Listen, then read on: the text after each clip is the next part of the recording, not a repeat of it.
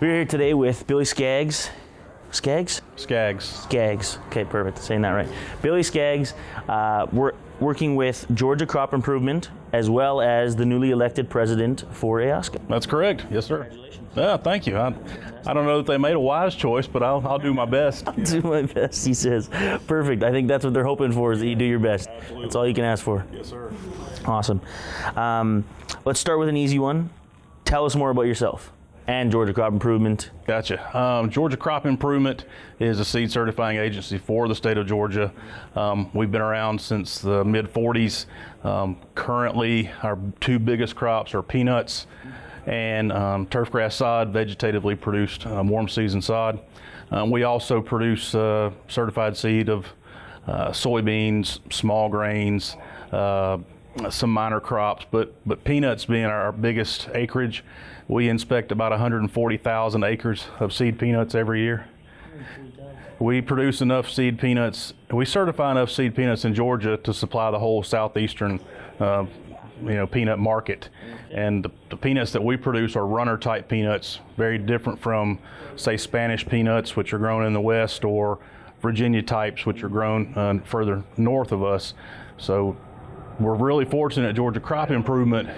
The reason we certify so many peanuts is about 90% of the peanuts in the runner peanut market are released by the University of Georgia, and those releases require the seed to be certified. So it's a good fit for us, great performance for the growers, but yeah, the peanuts and turf, those are our two big crops. Awesome, fantastic. What are you seeing in the realm of seed certification in Georgia?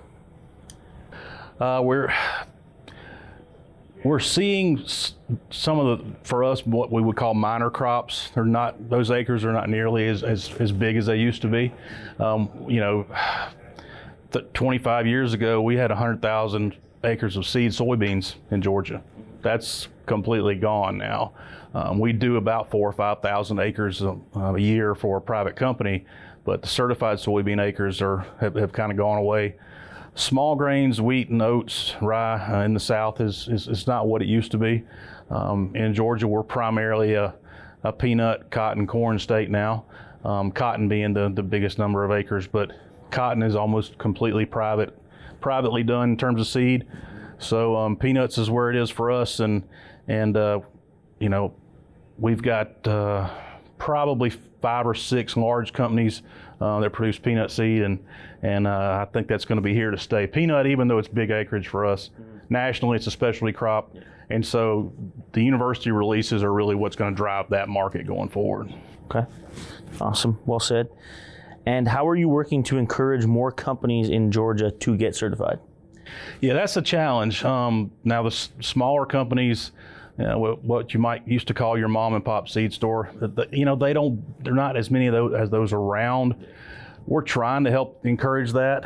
We are still having some releases of small grains that are made available to smaller entities, and when some of those smaller companies, mid-sized companies, have a chance to license and exclusively market their own variety, that's a great thing for them. And through certification, we make sure that product is what it's supposed to be when it gets to the grower. And we also, through certification, monitor any royalties that are generated off of those varieties that come back to university. So it's really it's a good fit for us.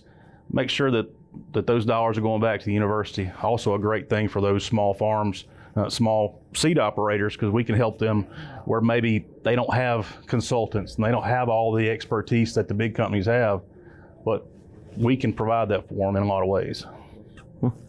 Awesome. Another one for you. What happens if you work with uncertified seed?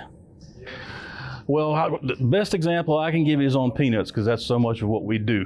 Peanuts being an oilseed crop, if peanut seed is not stored properly, proper moisture, proper temperature, proper airflow on that seed, those seed can go bad very quickly. Peanuts are not forgiving at all. The majority of the varieties in the Southeast, when it comes to runner peanuts, are PVP protected, Plant Variety Protection Act protected. So a farmer can save enough for his or her own use for the next year. But what we've seen over the years is farmers that try to do that and store those peanuts on wagons or trailers, the seed quality is just not there. Germination goes, when you put that seed in that warehouse or in that wagon, that's as good as the germination will ever be. So depending on how you store it, it's only going down, it's not going up. Well said. Okay, good example. I think that makes a lot of sense. And then I think last one I have for you, sir, is there anything else you'd like our audience to know about seed certification? Well, seed certification is important primarily because it ensures that the farmer, the grower, is getting what he or she purchased. If you're buying, Georgia 06G peanut, if you're buying Johnson wheat, whatever the commodity, you buy certified seed, you can rest assured that that product is what it's supposed to be. It's genetically pure, it's free of noxious weeds, it's free of inseparable weeds, it's laboratory tested, you're getting what you pay for. Will you pay a little bit more for it? Probably so.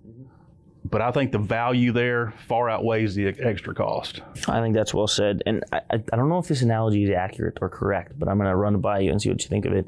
That when we're talking about certified seed, it is, like you said, confirming what you're buying is actually what you're buying. Yes.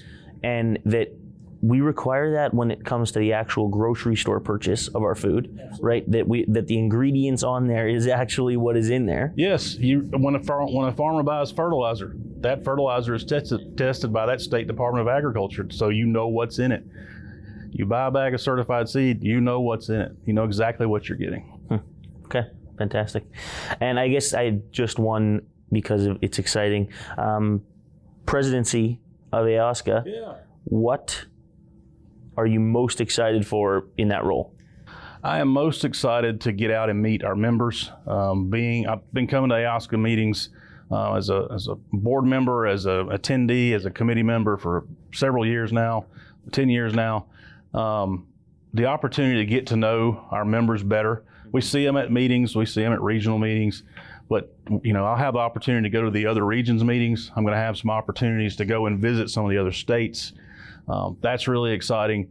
My goal in being AOSCA president is to serve our members. I mean, that's first and foremost. We've had a lot of retirements. We got a lot of new people. We have a lot of younger people or younger professionals that we need to bring them up to speed on what AOSCA does, so they know how we can help them, and also trying to get the younger early career folks involved in AOSCA. We up with that fresh blood, those new perspectives. That'll be a great thing for AOSCA. So I look forward to that. That's well said. I think that I was golfing with a few of them. I think there was 5 of us, all I'd say on the younger side and fresh. Like I think all 5 of us, it was our first AOSCA meeting attendance, and so we were able to all talk about just the different parts of AOSCA, what they're struggling with, what they don't understand, and it was good for all 5 of us to be together because we could ask some dumb questions. No, that's good. There are no dumb questions. And until with an organization like AOSCA, until you get involved, you don't really know what all goes on. But when you're younger, new, whatever it may be, you don't know what goes on. So it's like, man, I don't know if I want to do that. So what we've got to do as the AOSCA board is encourage and bring those people in and try to engage with them, because man, we need all the help we can get, and we got some great young people in our organization. Well said. Awesome. Thank you very much, Billy. Appreciate the time. Appreciate it. And good luck with the presidency. Thank you so much. That's fantastic.